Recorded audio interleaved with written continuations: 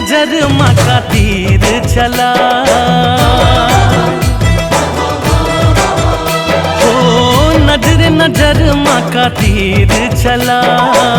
झुल झुल रेंगना तोर गजब सुहाय, पूजन का मोला मोहने खवा। मैं यहाँ तोर मोला दीवाना बनाए, गोजन का मोला मोहने खवाए। मैं यहाँ तोर मोला दीवाना बनाए। मिठ मिठ बोली माँ मन लारी जा,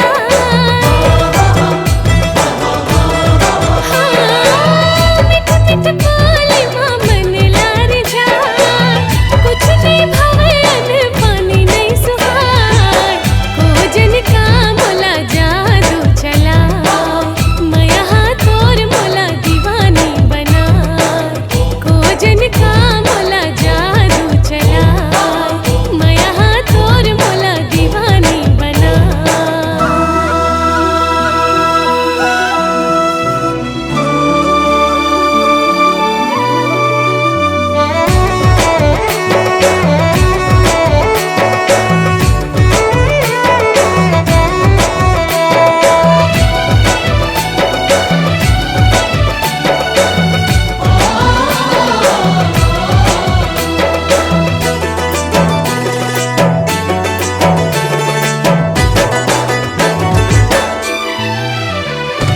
निक बड़ा तोर लागे खनर खनर चूरे, सुन के तोर बोली जिया मचले छुरे।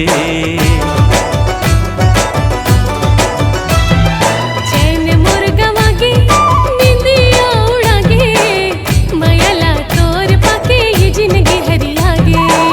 मोहनी सूरतिया गजब तोर भाई, सूरतिया गजब तोर भाई। हिरनी के भीतरी बात ही हाँ समाए, गोजन का मोला मोहने खवा। मैं यहाँ तोर मोला दीवानी बनाए।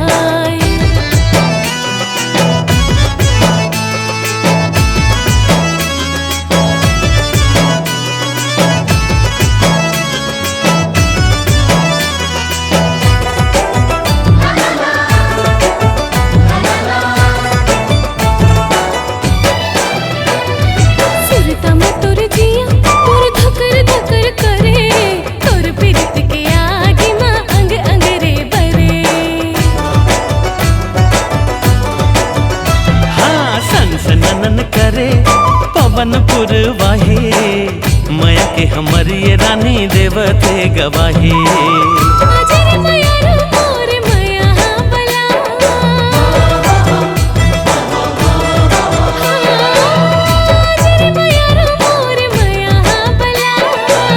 तोर बिना गोरी अब रह नहीं जाए, गोजन का मोला जादू चला।